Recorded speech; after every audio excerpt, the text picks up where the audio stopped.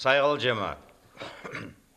Malum ki her yıl Rabiul Evvel ayının 12. gecesinde Peygamberimiz Muhammed Mustafa sallallahu aleyhi ve sellem doğan günü hatırlap bu ayda Müslümanlar, müminler o zatını şereflep mevlüt okudukları adet tüsüne girdi. Bu zatının sireti yani yaşayıştaki olan nesini anlatan kitaplar, siret değiller, ahlakı ve ibretli hayatı yollarının daha yakınca tanışmak maksadından amelge geçirilir. Yani bu degen söz, ana mevlüt okuyup yalnız bu Türkü gibi ek ucu başını yırlayıp da onda ne var, ne aydılar, onun manasını anlamamazlık değil de, yani bu ayda o Peygamberimiz sallallahu aleyhi ve sellem ta doğmadan o günde olgan şeyleri ve yaşayış hayatında olgan şeyleri ve ölgen son olgan şeyleri. Şimdi ben müftiyatta hususan kendim bu mevlütler hususunda bayağı araştırmalar yaptım ki günümüzde Türkiye'de olgan mevlütler de ziyadesiyle kısaltılgan. Bizde 20 senesinden bir yana bu şeyler yapılmadı, din afyon değildi ve Peygamberimiz hakkında bir türlü neler böyle malumat alma imkan bir medbuat ya bir kitap olmadı ve kartlarımız o mevlütlerden bileydi ve onda bunda kalan yarım yırtık, yarım kitaptır. Kitabın üçte biridir, birkaç sayfadır. Nasıl da olsa bu Süleyman Çelebi'nin Necatül Müminin diyen kitabı sonundan beri bu 13 baş.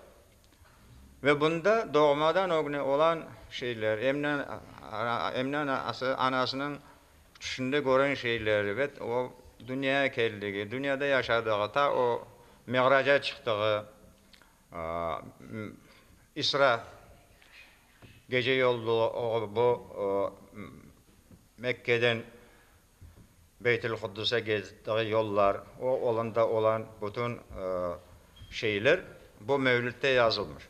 Ve bunun Arapça yazına yazılmış nüshasını tapıp Kirilçe yazıda da bir betine Arapçasını bir betine Kirilçesine yapıp bugün o mevlütü çıkardık. Yaşlar üniversitede okuyanlar o kitabı okuyup bu tilimiz hakkında malumatlar almak mümkün.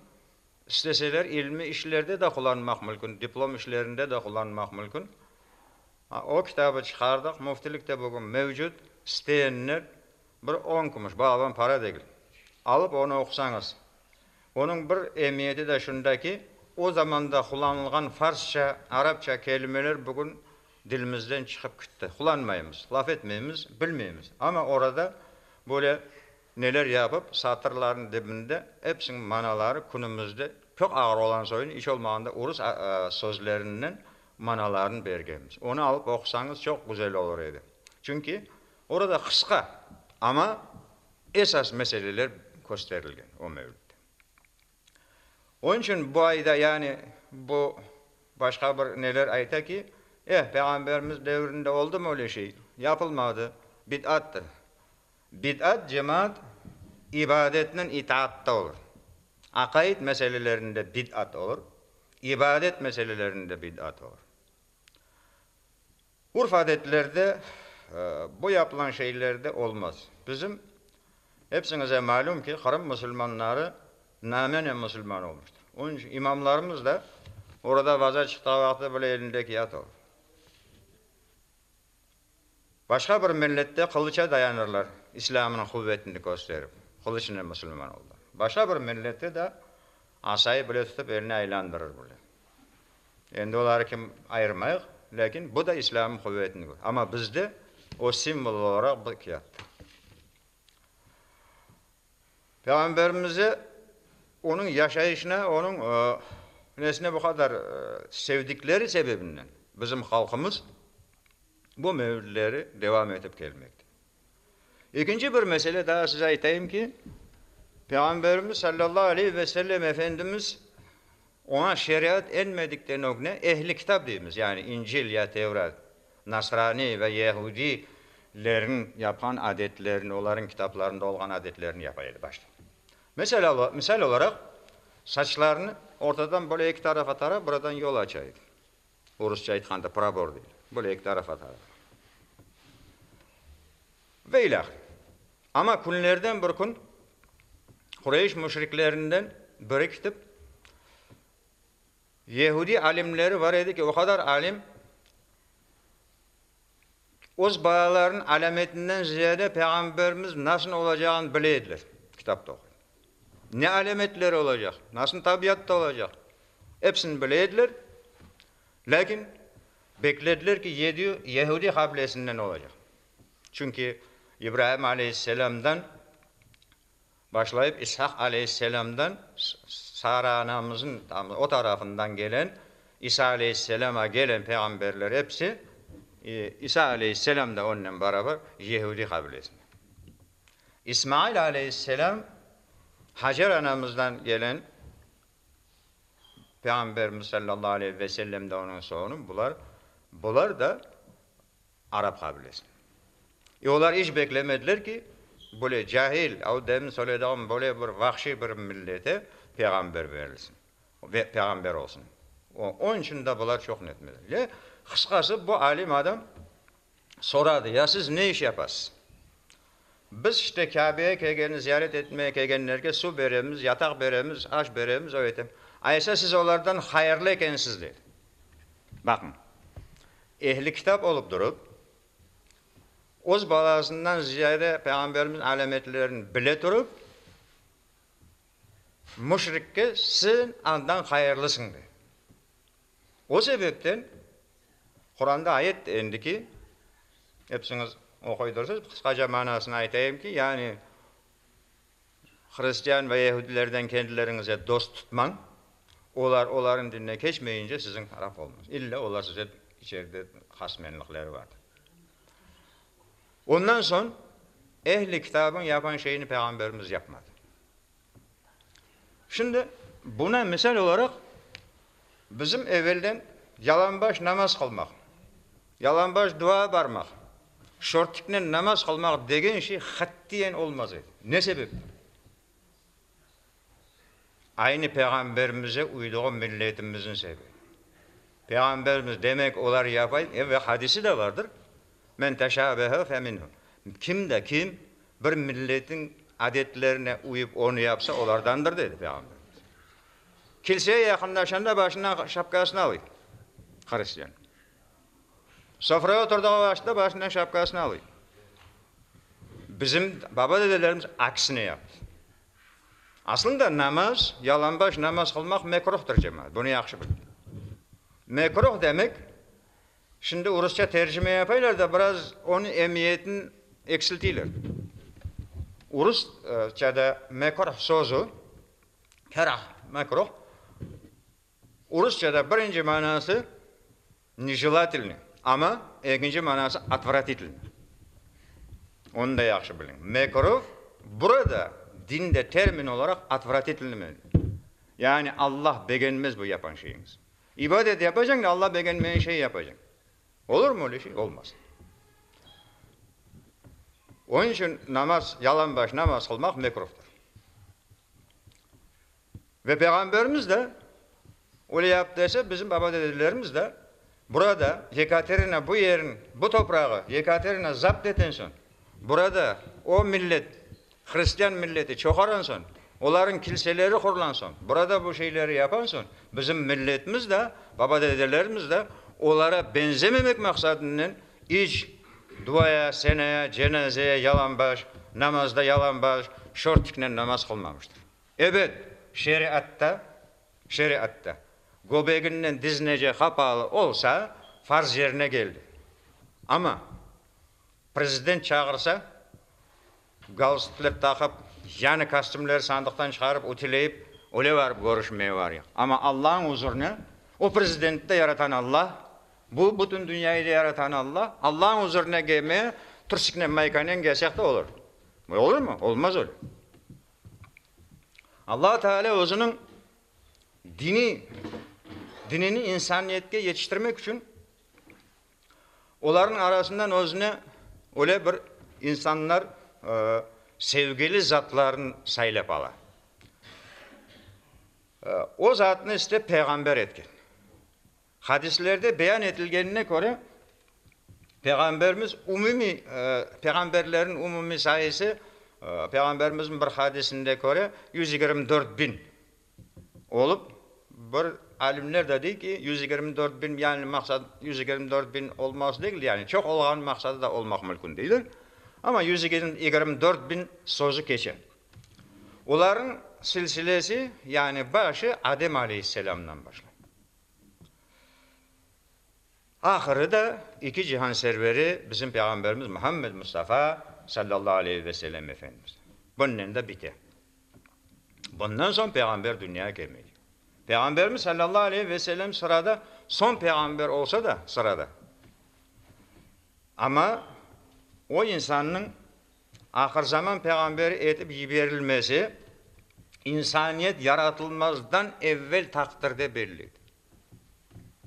Bu haqda Resulullah sallallahu aleyhi ve sellem özleri de böyleydi. Kuntu nebiyyen ve Ademu beyne't-tini vel-ma. Ahmet Hanbeli rivayetinde yani men peygamber edim şu zaman ki Adem aleyhisselam daha laynen su karıştırılmadı. Adem aleyhisselamı Allah Teala topraktan yarattı. Öyle yani o toprakta hamur gibi basılmadan o güne ben peygamber tayin edildim diye peygamberimizin hadisidir. Bakın ki daha Adem dünya üzerinde Adem yok idi peygamberimiz. Ahir zaman olduğundan, ahir zaman peygamber olduğundan beraber o vakitte de peygamber tayin edildi. Allah Teala İslam dinini Resulullah sallallahu aleyhi ve sellem peygamberliğinin kemalatına götürdü. Yani burada Adem Atadan alıp saydığımız peygamberler hepsi İslam üzerinde. Yani La ilahe illallah Adem Safiyullah. La ilahe illallah Musa Kelimullah. La ilahe illallah İsa Ruhullah deyip geldi bu peygamber. Bir denesi başka türlü deyip gelmedi. Ve bizim peygamberimiz La ilahe illallah Muhammed Resulullah. Ama onu daha tekmilleşmek, İslam'ı daha tekmilletmek için Allah-u Teala özüne saylayıp alğan insaniyetin atası Adem Ata'ya ruh kiritilgende de o zatının peygamber olğanı malum oldu. Daha o vakitte peygamber. O zatının özleri de mükemmel ahlak ve faziletli terbiyelap büyümesi tabii yani kim o? Peygamberimiz güzel ahlak üzerinde olup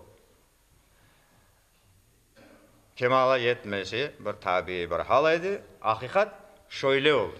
Resulullah sallallahu aleyhi ve sellem Efendimiz de ozu bunu hakkında anlatar ki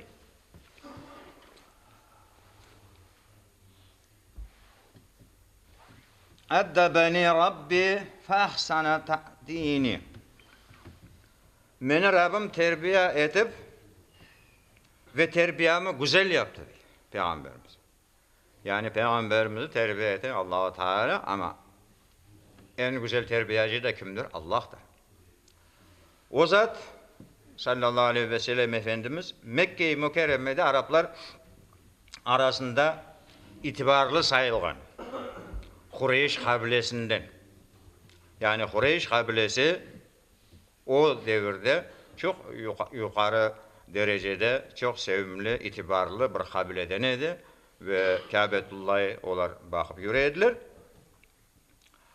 O zatının ecdatları da İbrahim Aleyhisselam'ın sıkma bağlıydı. Niçin? Çünkü şimdi Samitski halk değiller böyle neydi? Samit bunlar İbrahim Aleyhisselam ballarından gelen ecdatlar. İshak Aleyhisselam'dan gelen Yahudi kabilesi ve İshak aleyhisselam ve İbrahim aleyhisselamdan gelenler Arap kabilesi. Yani Peygamberimizin dedeleri ta varıp İbrahim aleyhisselam, İsmail aleyhisselama varıp da yana İsmail aleyhisselam da İbrahim aleyhisselam oğlu. Ve bu hakkında Peygamberimiz Allah Teala peygamberlik için İbrahim evlatlarından İsmail'ini ve İsmail'in evlatlarından Beni Kinan'ını, Beni Kinan'dan Hureyş'ini, Hureyş'ten de Beni Haşim'ni. Beni Haşim'den de ise beni saylap aldı deyip aytti Peygamber. Bunu İmam Tirmizi rivayet ediyor. Yani bunu Peygamberimiz tasdiklayın. Allah Teala Muhammed Aleyhisselam'ın işte şöyle ulu kişilerden, büyük adam zatlardan, ecdatlarından saklap, babası Abdullah ve anası Emine'den doğmasını irade etti. Ve izâ irade şey'en feyekûle lehu kun feyekûn. Allah Teala bir şeyin irade etse, yapayım dese, kun feyekûn. Ol dedi, olur.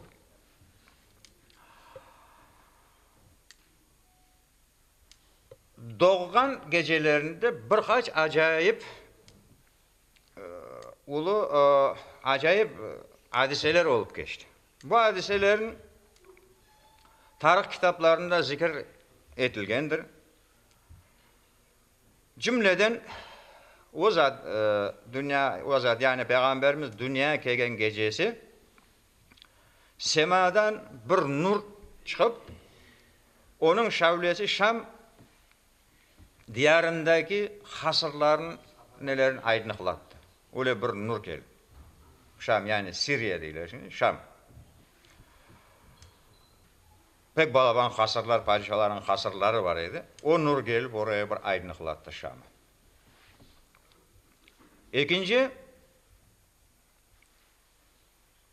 müşrikler ibadet etken Kabe etrafında 360 arar putlar var idi.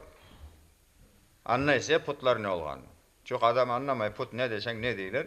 Yani ağaçtan, demirden, taştan oyulmuş verni darogi dötü tavarışı deyip duruyor onlar. Öyle koyup koyar eder onlara put yapar eder. Merkezi varınız bakınız o merkez ne de duruyor.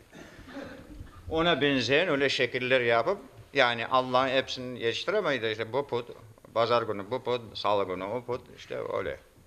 Bunlara ibadet yapaylar. Şerik demek de Özbeklerde şerik diyen bir laf vardı. Bu da Arapça sözdür. Yani bir yardımcı. Ortak ona. Yani Allah'a bunu şerik koşar. Onun için de müşrik olan adlar. Yani o putlar yüzüstüne yıkıldı. Bu gecede. Bir kimse yanına vardı o yok.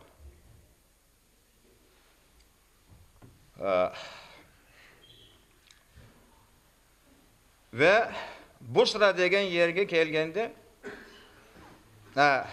put sanamlar yüz üstüne yıkılıp 12 yaşındayken emcesi Ebi Talib'nin kervanından Şam'la alışverişe gitti. Ve orada Busra degen yerge kelgende bir Nasrani rakip Bahira uzaktan baka ki kervanın üzerinde bir bulut gele. Kervanın üzerinde bir bulut gele. Ama o kitaplardan okup bildik ki işte Peygamberimizin üzerinde böyle bulut olacak. O sıcak yerlerde bulut ona bir gölgelik yapıp gelecek. Ve o yerde gelen son onları davet etti evge. Ve size bugün aş vereceğim dedi. Ve kervan başları dedi ki hiç dünyada olmayan şey bu nasıl hesap bugün böyle sen böyle ne bu bolluğun tuttu. Dese soramam da gelin oturun dedi. Ve gelip orada oturup aşağı oturganların hepsini böyle bir bakıp çıktı. Dedi ki kervan başına aranızda daha adam kaldı mı orada dedi. Yok adam kalmadı bir 12 yaşına bala var develerin baktı. Çağır onu da kesin bunu. Geldi aylandı o yan baktı aşağı baktı. Bir iki sualler verdi. Ve ahırında kısaca aytacağım çünkü o pek uzun bir hikaye. Ve gelip arkasında nübüvvet mührü var idi. İki küreğin ortasında böyle tomalak ben gibi etrafları bile hıllar olup, onu da görgen son, dedi ki, bunun babası kim? Ben demin aytdım ki, o balasından da yaxşı bilgen alimler var edi degen. Dedi ki, Ebu Talib emcesi menim dedi. Onun babası. Yanlış aytasın dedi. Bu balanın babası olmamak gerek dedi. Ve bu balanı ne alıp kaçsan kervanı. Bizim Yahudiler çok nedir? Buna ebed Allah Teala Resulünü saklar ama her halde alıp kaydı. Ve Ebu Talib emcesi mecbur oldu alıp kaytma. Kervanda bırak. Ve bunları tasdikladı. Ya bunlar hepsi mucizeler işte. Bunlar hepsi mucizeler tasdiklandı işte Peygamber. Endi Peygamberimiz sallallahu aleyhi ve sellem doğmadan evvel babası Abdullah vefat etti. 6 yaşında yetkende anası vefat etti. Ve dedesi Abdülmuttalib'in elinde kaldı. Resulullah sallallahu aleyhi ve sellem yetimlikte büyümesinde de büyük bir hikmet var. Niçin ki? Kendi o devri yaşayan bir insan, yani yetim farelerge daha da merhametli. Açlığı görmeyen, tok açın halinden anlamaz. Onun için Allah-u Teala öyle takdir etti ki, o yetim ve garibin başından geçirdiği için de ümmetine nispeten merhametli olup büyügendir. Bu hafta Kur'an-ı Kerim'de de zikir edilip Estaizu billah Elem yecidike yetimen fe'ava ve vecedeke dallen feheda ve vecedeke ailen fe'a'na fe'emmel yetime felâ teqqar ve emmel sâile felâ tenhar ve emmâ bi ni'meti rabbike fehaddis. Sadakallahu lazım. Yani ey Muhammed, Rabbin o seni yetim bulup barındırmadı mı? Şaşmalagan bulup da yol göstermedi mi? Sen fakir bulup da zengin etmedi mi? Öyleyse yetimine sakın eziyet etme. El açıp istegeni de sakın azarlama. Ve Rabbin nimetlerini minnetdarlıkla, şükürle ile an. Yani bu Duha suresinin son ayetleri. İşte yetim olan son 2 seneden son dedesi de vefat etti. O vefat etmeden evvel torununu çok sevdiği için torununu o evvelden de alametlerini bileydi. Muhammed koyması da o sebepten idi adını. Yani evlatların içinde, o 12 tane evlatların içinde en merhametli, en neyesi Ebu Talib oğluydu. Şimdi zengin soyları da var. Ama Ebu Talib biraz fakirciydi. Fakir olsa bile dedi ki sen çok merhametlisin. Bileyim halın ağır, lakin bu balayı sen al, terbiyeleme. Ve öylelikle Ebu Talib Muhammed Aleyhisselam'ın o evlatlarından daha ziyade sever oldu, evine aldı. Hayda varsa o'zinden alıp getirdi. Bu demin söylediğim Şam vakiyasına da emce men de al dediğine gönlünü kırmayıp alıp ketken edi. Allah'ın iradesinden o zat sallallahu aleyhi ve sellem hayda varsa o yerde bereket yağılaydı. O kişinin şerefetinden onu emizgen anası Halime Es-Sadiye'nin de emceleri Ebu Talib'nin de evinde misilsiz bereket peyda olgan. O olgan yerde bereket peyda olgan. Onların emizdirgen anasının etraflarda o yılda kurgakçılık edi. Develer süt netmese bularınki Peygamberimizi emizdirmeye alan son develeri, memeleri dolu süt yemeye başladı. Resulullah sallallahu aleyhi ve sellem ta yaş vakitlarından güzel ahlakka sahip olup yetişkendir. O zat peygamber olgandan son Allah Teala tarafından en güzel ahlak o zat'a berilgen. Allah Teala da buyuruyor ki Estağfirullah ve inneke ala hulqin azim.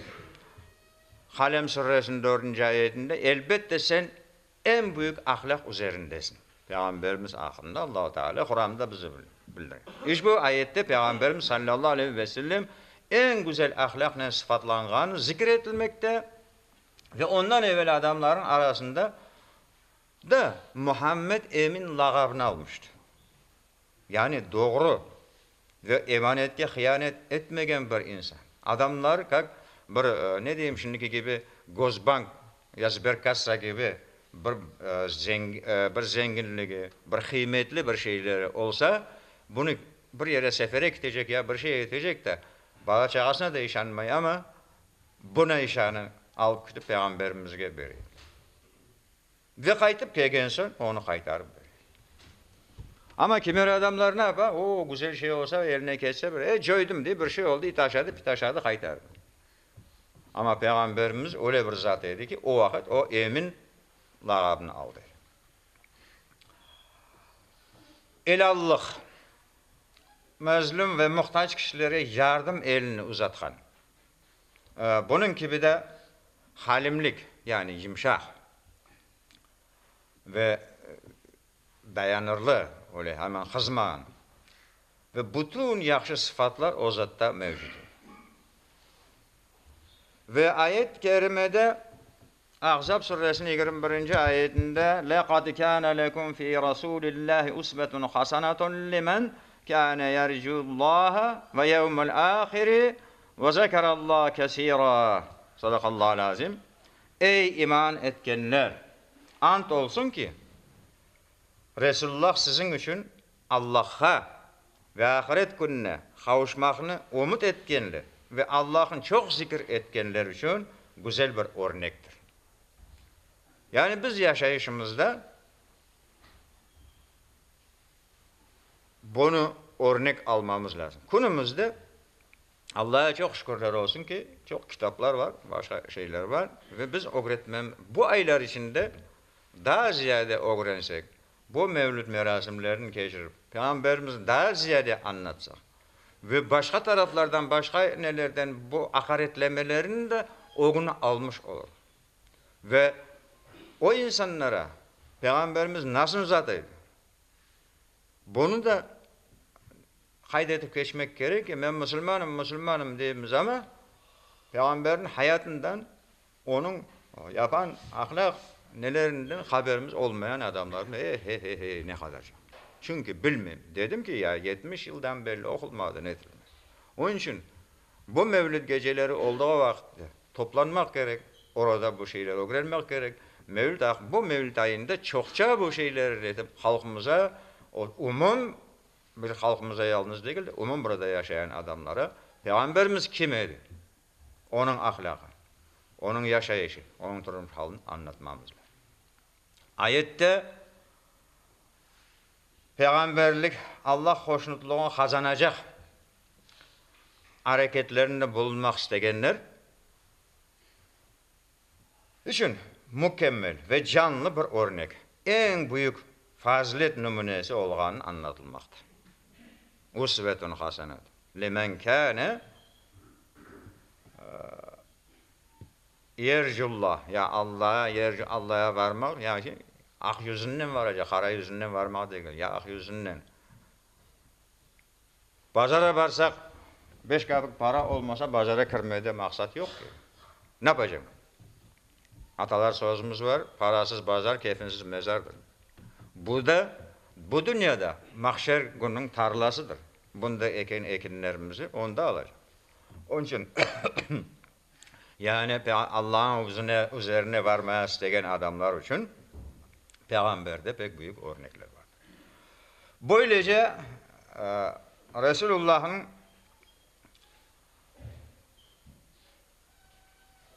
insanları memnun etmek ve onlara ameli değerden mahrum bir takdim nazari kaideler vardır ki onları öğrenmek ve bu kaideleri öz yaşayışından göstermek, tarif etmek olğanı anlaşılır. Yani o kaidelerini öğrenmek ve başkalarına da öğretmek bizim şart. Bunun gibi onun hayatı ve faaliyeti tahlil etilgende bu noktada asla gözden kaçırmamak. Yani Peygamberimiz anlatkan vakti bu şeyleri de anlat. Muhammed Aleyhisselatü Vesselam Mekke ehlinin koylarını bakıp o zemeginden keçireydi. O nesin bir vakitler. Emanetke sadık. Demin aytdım ki bir şey verecek olsalar onun eline verirler bir gozbank gibi. Elallık sıfatlarına sahip olgan için en Kureyş, en yukarı zat kadınlarından olgan Hatice bintül Hüveylid Muhammed Aleyhisselatü Vesselam'ını o genç vaktinde 25 yaşlarına onu ticarete şerik yapıp bu dedim ki böyle o vakitleri Mekke halkı yalnız ticaretle uğradı. Mal alıp satıp ondan kar edip böyle geçirdi ve zengin kadın olduğu için onu özüne şerik edip onu görüp o yiğitin bu kadar helal doğru bir emin bir insan olduğu için onu öz ticaretine şerik yapıp aldı, teklif etti ve başka insani faziyetlerine sahip ekenliğini anlagan son o zatqa ahayga çıkmaya istegini de anlattı. Resulullah sallallahu aleyhi ve sellem bu meselede emcesi Ebu Talib bilen müzakere etip akıl danışıp Hatice anamızga evlendi. Muhammed Aleyhisselam 40 yaşındayken de Allah Teala o zatın bütün alemge rahmet olarak etip peygamberlik makamını ata etti. Allah Teala Peygamberimiz sallallahu aleyhi ve sellem'i keşken bütün peygamberlerden efsal etmekle beraber peygamberler silsilesine o kişinin hatım etti. Yani hatım son kesildi. Bundan sonra peygamber oldu. Resulullah sallallahu aleyhi ve sellem evvelki peygamberlerden farklı olarak bütün alemlerge yiberildi. Peygamber etip yiberildi. Bu hakta o zatının kendi ağzından peygamberimiz muttefakun aleyh yani Buhari'de, Müslim'de anlatan evvelki peygamberler öz kavimlerine yiberili ediler. Men ise hepsine peygamber etip yiberilgenim dedi peygamberimiz aydı. Yani her bir peygamber bir kavme, bir koya, bir şehre, bir millete peygamber olmuş olsa bizim peygamberimiz ahir zaman peygamberi Muhammed Mustafa sallallahu aleyhi ve sellem bütün alemlere peygamber. Resulullah sallallahu aleyhi ve sellem ayet tarzları ve kaldırgan sünnetleri biz Müslümanlar için büyük numune mektebidir. Akıllı insan hayatı devamında salih kişilerin faziletli cihatlarından örnek alıp yaşar. Akıl var ise bu şeyleri örnek almak lazım. Hakikat, Müslüman kişi için örnek almaya en layık ve en akıllı zat Peygamberimiz Muhammed Aleyhisselatü Vesselam'dır. Resulullah sallallahu aleyhi ve sellem'e uygan kişi Allah Teala'nın sevgisine erişir. Bu vakta Kur'an-ı Kerim'de Allah Teala Azbillah ayta ki "Kul in kuntum tuhibbunallaha fattabi'uni yuhibbukumullah ve yağfir lekum zunubakum vallahu gafurur rahim." Sadakallahu azim. Ali İmran suresi. Yani Allah Teala de ki ey Resulüm ayet ümmetine de ki eğer Allah'ını sevseniz bana uyunuz ki Allah da sizi sevsin ve günahlarınızı bağışlasın. Allah son derecede bağışlayıcı ve merhametlidir değil. Yani Allah'ı sevgen insan peygamberini de sever. Peygambere uyar. Peygamberimize uysa demek Allah da bizi sever. Ama şimdi burada halkımızda ben peygamberi seveyim de ya benim yüreğim temiz, pek temiz benim yüreğim böylelikle olmuyor. Bunları ispatla nasıl ispat olmak? Onun yaşayışını yaşamak. Sakal göbe gece koyup sünneti kılma. Ya bu uydurma. Veya vaz etken vakti kelip bir adam moğle kelir iki rekat tahiyyatül mescidi kılar. O yani sünnet namazını kılmaz. Böyle olmaz. Muhterem cemaat, yekun olarak bugünkü günde Peygamberimiz sallallahu aleyhi ve sellem'ni doğan mübarek günlerini hatırlamak ve o zatның siretlerini okumak, öğrenip eşitmekle beraber bütün alemge rahmet etip verilgen Resulullah sallallahu aleyhi ve sellem'nin hayat tarzlarını, ahlak edeplerinden örnek alıp yaşamağımız lazımdır. Vatanımızı elimizge geçirmek, halkımızın tınç ve eminliğinin yoluna bereketli hizmet etmemizde Peygamberimizin güzel edep ahlaklarını bizlerge her daim ilham vermesi lazım. Allah Teala hepimizin Peygamber sallallahu aleyhi ve sellem'ge münasip çin ümmet olmamızı nasip eylesin. Ozu sevgen kullarından eylesin. Hidayette daim eylesin. Amin. Endi bir şey daha var ki 23'nü 24'de geçenç yani çarşamba bu bir dahaki hafta demin söylediğim isni gecesi geldi. O gece bunda bu camide ve başka camilerde de böyle mevlid merasimleri geçilecek. Buyurunuz saat yatsı namazından sonra bu hususan bu kebir camide bu merasim olacak. Böyle toldurunuz, geliniz, buyurunuz, unutmayınız bu şeyi.